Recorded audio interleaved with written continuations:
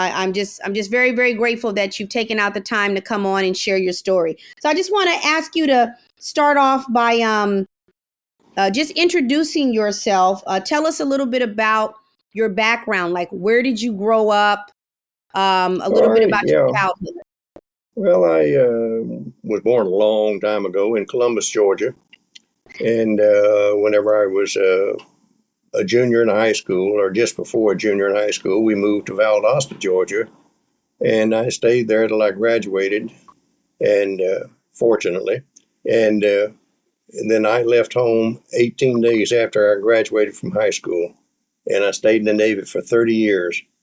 And then I started out, in Dallas, Texas, and at the air station there, to Norman, Oklahoma, to T School, and then NAS Jacksonville, NATTC Jacksonville, and, a SPAD squadron, and a lot of mess cooking.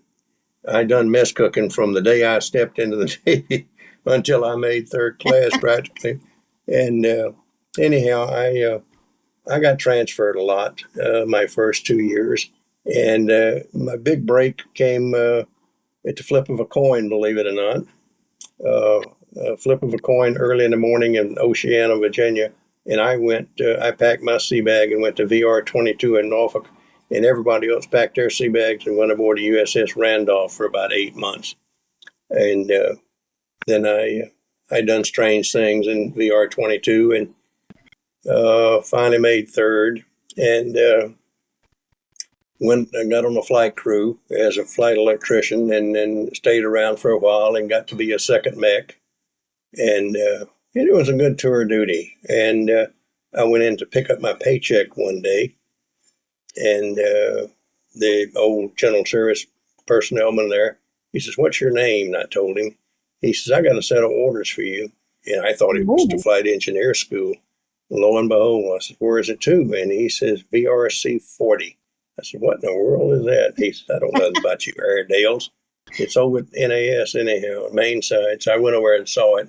And I'd been used to flying in big 4-engine pressurized airplanes. And here's this little old bitty twin engine, wings folded, sudden stop device on the back end. And I said, "That's it. I'll never fly in one of them."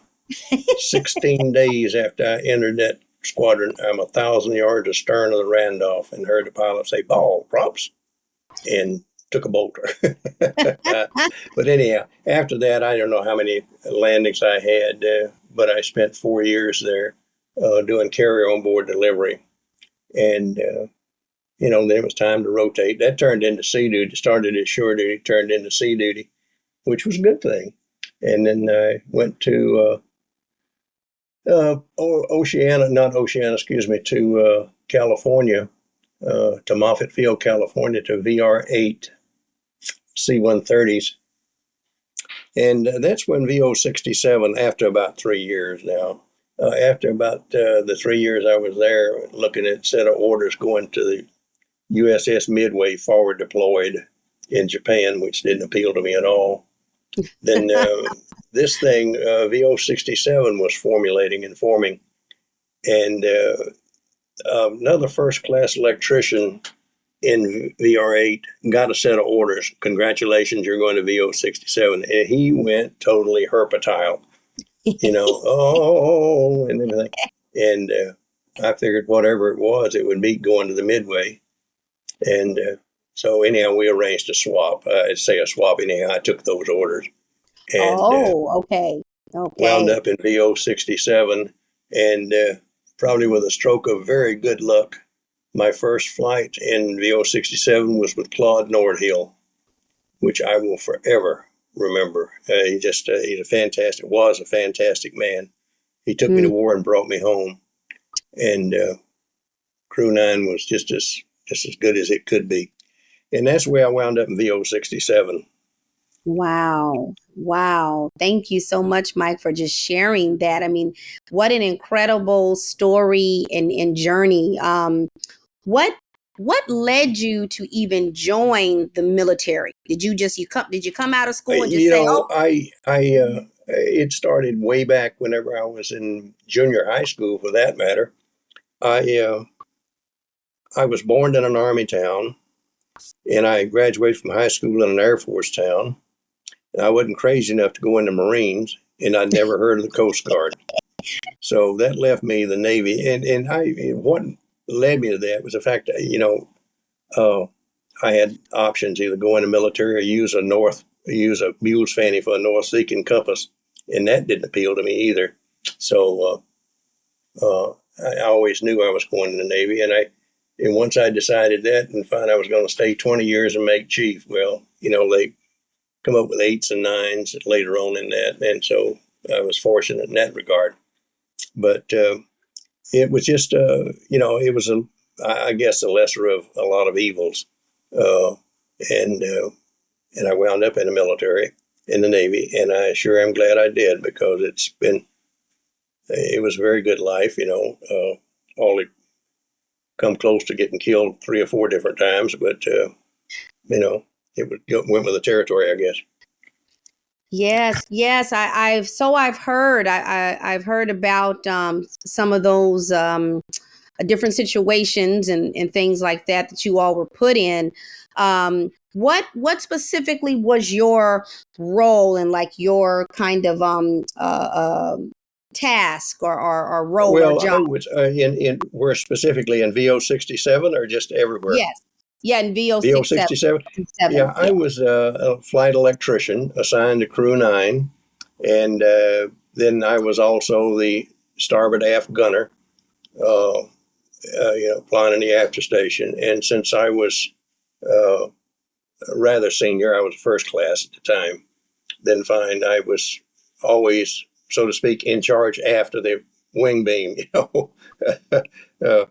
and so that's what I did. In other words, I maintained the electrical system on the aircraft, and then when we flew, then finally I flew as a gunner, and that's the way it was. Transpact both ways, because you needed there were certain requirements, or you thought you needed certain maintenance people on the Transpac to keep the old airplane put together. Oh, okay. I see. So that was a very important duty there. Yes. Why do folks refer to VO-67 as the Ghost Squadron? Can you Because maybe tell me about that? Well, that's something that Bob come up with, and it's just one of those things. But anyhow, it was a super nuclear secret type thing. We didn't exist. We weren't in Thailand. We weren't anywhere, and that's a reason for it. And none of this Ghost Squadron or anything like that come about for, let's see, what we had to say, shut up, 30 years, and then find it was declassified. Then, well, those of us that were still alive and everything kind of got together through the behest of Alexander, who was a commander, senior commander, and he was one of the impetus behind it. And there were several other enlisted that started looking for people, around the country and things like that. And there is a magazine or a publication called Navy Times. And in the back of it, then they have reunions and looking for and things like that. And I had bought a copy, strangely enough, and just happened to look for that. And there was VO-60 Observation Squadron 67, and so I pursued that and talked with Alexander. He was living out west somewhere. And he gave me some information and things like that. And that's what was the beginning of my involvement with the VO-67. And as I said, Bob Reynolds is, should you say, directly responsible for a lot of, probably is directly responsible for the survival of this VO-67 association, to tell you the truth. He's been very, very involved with it.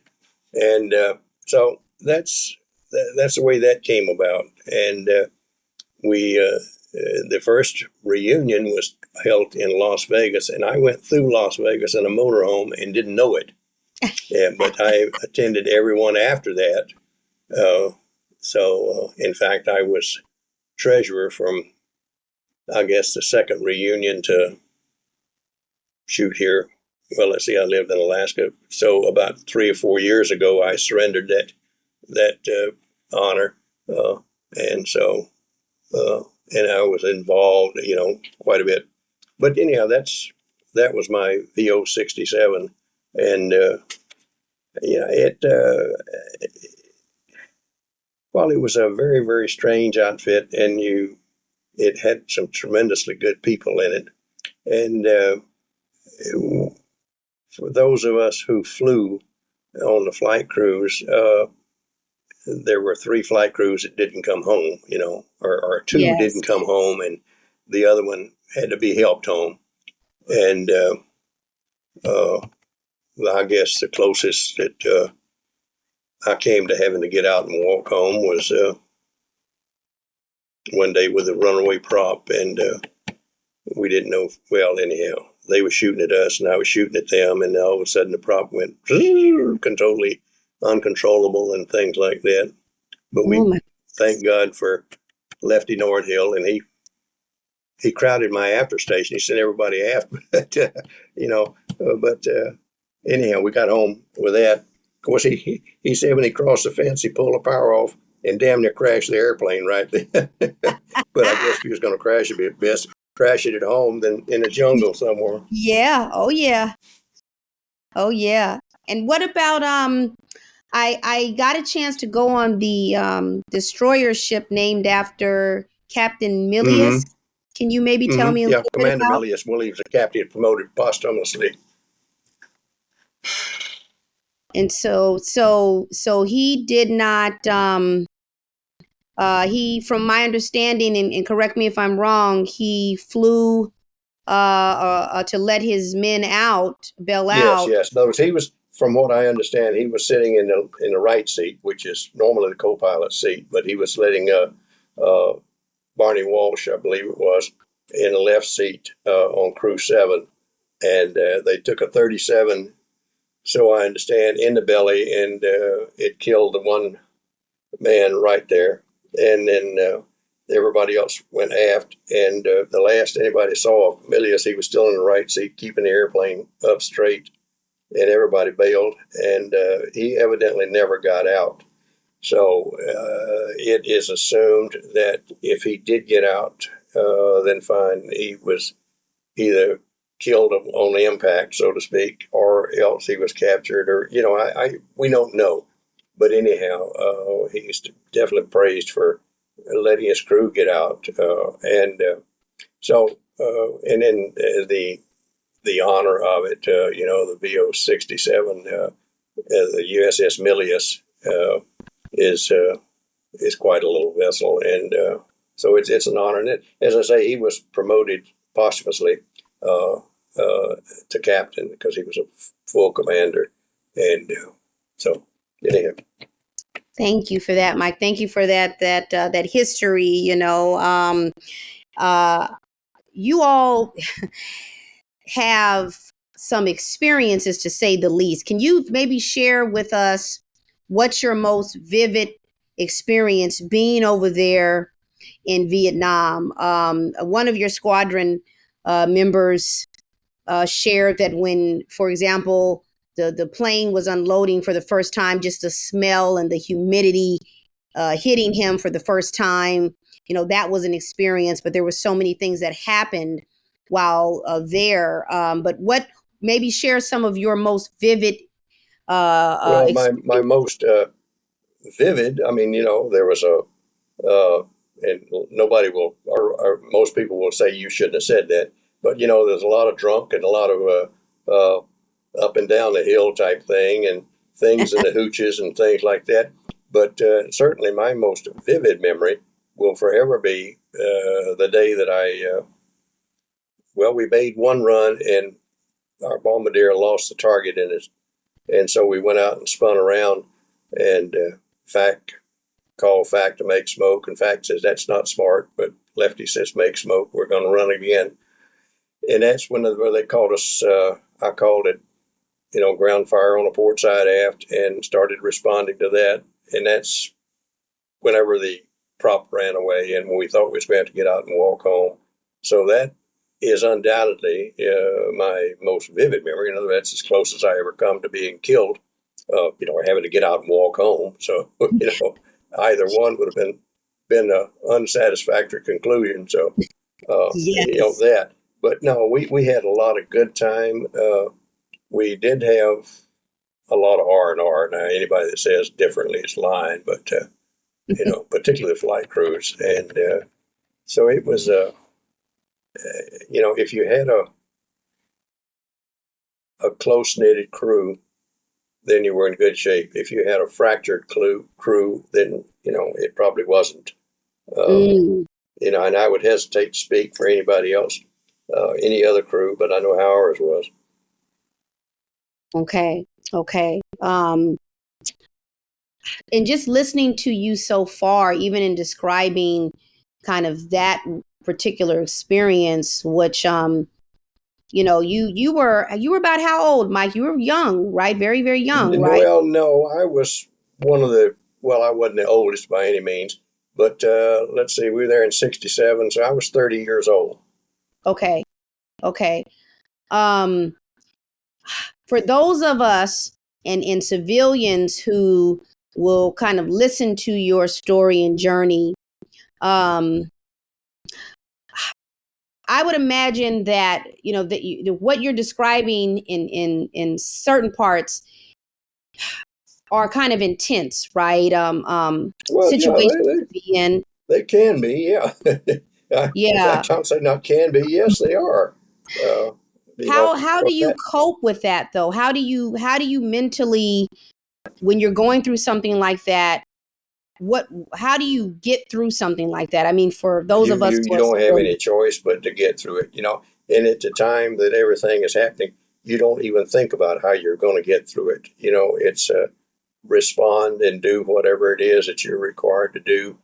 And then you can, after you get home, in our case, then fine, you got home and done the debrief and then went to the club. Yeah. So you guys got to have a little bit of fun then, just some Oh, in yeah. there. Oh, no, it was as much fun as it was. Well, I shouldn't say it's as much fun as it was agony, but anyhow, no, it was a good command, and it's the one that I have on the wall, and everything about it is VO-67. Although, as I said earlier, of the people that are particularly enlisted that are active in this organization, I think I am the only career sailor. Everybody else was, in for their 4 years, done their duty, and went on. But at the time that we were there, then fine, I was 30 years old and our first class, E6 or whatever you want to call it, and I stayed in the Navy, from 1956 until 1985. Oh, wow. Wow. So, and I was very fortunate. I had some good jobs, but the thing that always keeps coming back to my mind is VO-67. It's just, that's just the way that it is. And probably the best job I ever had in the Navy was Command Master Chief of VQ-1 in Guam. And it was, that was a challenging, it was a good job, good tour and everything like that. And I came back and retired. Well, and I don't know if you're aware of this or not, Mike, but I was just randomly talking to a colleague of mine, and he had been in the military. I couldn't remember if it was Air Force or Navy. I can't remember what branch, but I started talking about VO-67 and talking about you all's website and just the mission, at least what I've learned so far. And he stopped me and he said, "Oh wow, yeah, I know about those guys. We actually studied them while we were in the military. Are you aware of that? Did you know that you all are studied?" No. Yeah. Yeah. And I I'd said, like to oh know my what gosh. the curriculum is. Yeah, right. I think because of the nature of you all's mission, especially when I learned about those sensors going into the ground, Yeah. how the technology, I guess the technology Oh, it's used. evolved. It's probably evolved tenfold, because the reasoning, so I understand, the reasoning for VO-67 was that the concept of burying stuff in the dirt and checking on it is akin to depth chart, or not depth chart, excuse me, sonobuoys in the ocean. And I was looking for submarines. Uh, that's what the old airplane that we went to the boneyard and got was doing initially. It was what they referred to as an ASW aircraft. Oh, And they would, and things like that.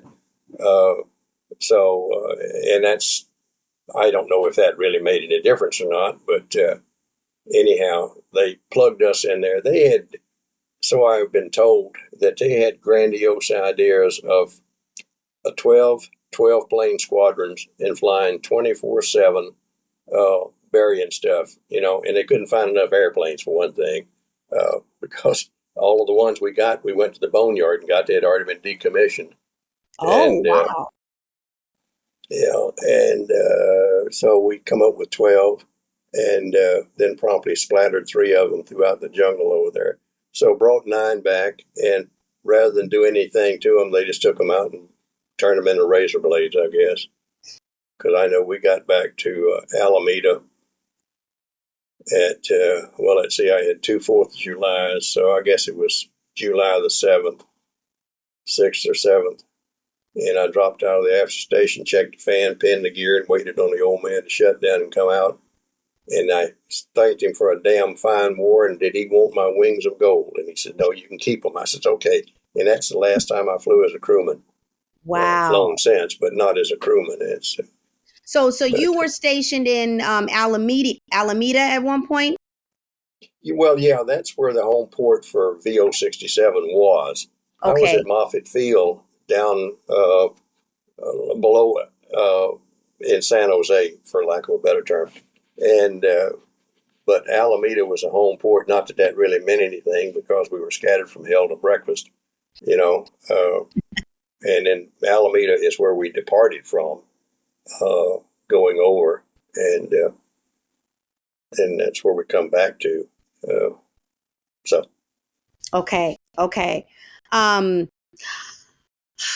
So question for you, Mike, around war again, and I want you to keep in mind that those of us who are listening, especially those of us who've never been in the military or on the civilian side, I'd like to get just your opinion about just war in general, and especially the Vietnam War is historical, as everyone knows, but what are your general feelings around war? Do you think there are times when engaging in war is necessary for humanity in order to, protect families and to protect? Oh, well, yeah, there are times, in our history, and probably times in our future, where it will be absolutely necessary. The Vietnam War was a political goat roping, was all it amounted to. But there was a tremendous number of people that went and didn't come back. And we got absolutely nothing for it, except get our butt kicked and run out of there.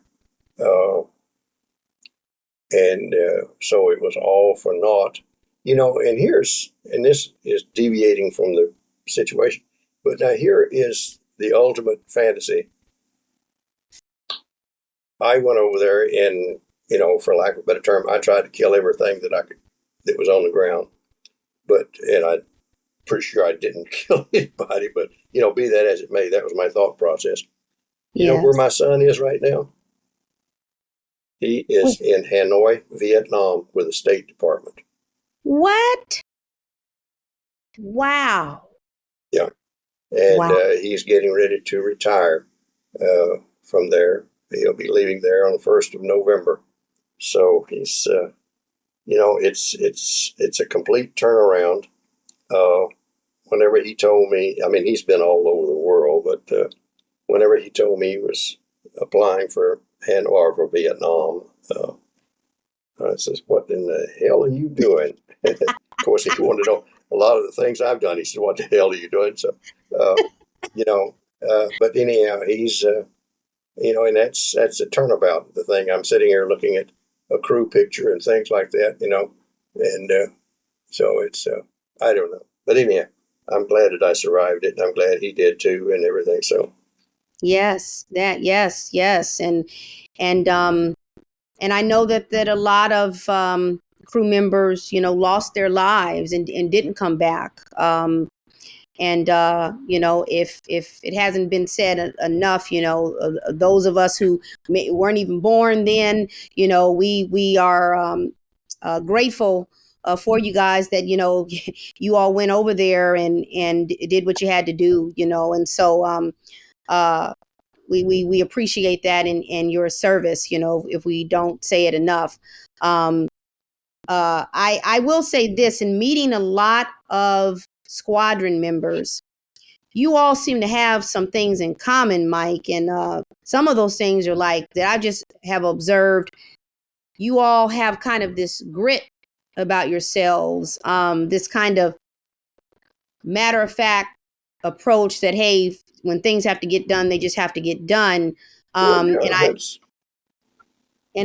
imagine maybe that's part of why other military operations or folks have studied you all, because that is not so common in folks. And so you all kind of have this grit about yourselves that's really kind of, in my opinion, at least, very honorable. I think that for those of us who are still around, then fine. If it affects the other survivors or whatever you want to call it, and the way that it affects me, in other words, I did a lot of things in the military before and after VO-67, but my whole focus is VO-67. I mean, that's just, it was a camaraderie that was shaped, and I'm sitting here looking at a crew picture, and there's myself and Dave Steffi and Valenti and Wagner are the only ones still alive. Wow. Yeah. So it's that aspect. As I said, I did a lot of things and went a lot of places, and I wouldn't take anything for it. I was very fortunate. I was fortunate to have been in VO-67. I was extremely fortunate to have survived it. But the other things that I saw and did,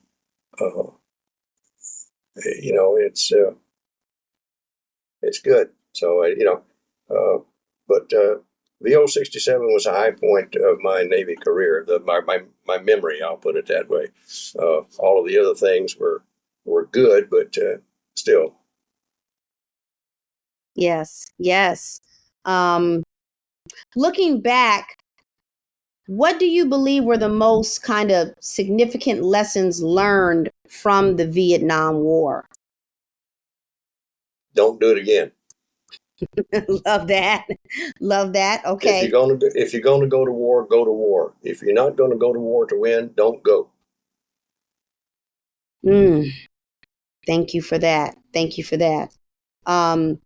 What advice would you give individuals considering a career in military or specialized missions? What advice would you give? Yeah, I really don't know, because you have to consider that I retired in 1985, the last part of it, 1985.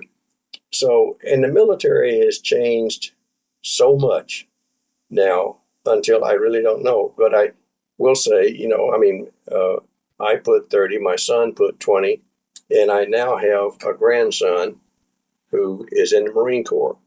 Oh, Now, why the wow. hell he went in the Marine Corps, I don't know. But Wait a minute. He went to the Marines. yeah, after me and his father both were Navy types. But Yeah. anyhow. Oh, wow. But that's really a beautiful thing, though, that even your son, followed in your footsteps and went into the Navy, and then your grandson, going into military for the Marines. So you definitely set the bar, and the bar is set high. I got to tell you, just in me learning about your squadron, you all really did some. It may not, I don't think, in you all's eyes at the time, it just seemed like you were just doing your job. I met, what's the squadron member that's down there in Florida? I forget his name. I can't remember names, dear. I know. I met with him. His name will come to me, but he's in Florida now. But he was basically just sharing, hey, we didn't really think too much about it. We were just there on orders doing our job and wanting to come home alive. That was pretty much the gist of it. That was everybody's main thrust. Yeah. And so in your particular crew, how many of you didn't make it home, Mike? I'd like to know that. Oh, we all did. In my crew. Oh yeah. Okay. It's usually, if you lost one, you lost them all. Yeah. Yeah. Okay. Well, that's good to know. Is there anything in particular you'd like to share, whether it's a memory, an experience, a lesson, for those folks who will watch this podcast, to hear your story, because this is really to capture your experience and your contribution. No, I really can't, because the and I may be wrong, but the things that I remember are things with my crew, or our crew, or my crew, whatever the hell you want to call it, and from the beginning to the end.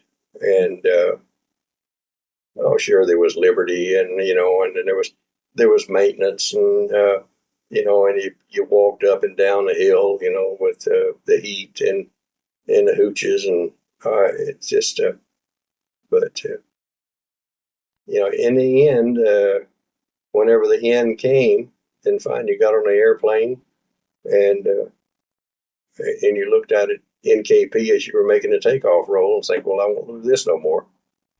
And so, yeah. But do you miss it, Mike? Do you miss it at all? Knock on phenom, no, absolutely not. Do I miss the Navy? Well, I don't. My wife says that I never left the Navy. So. Yeah.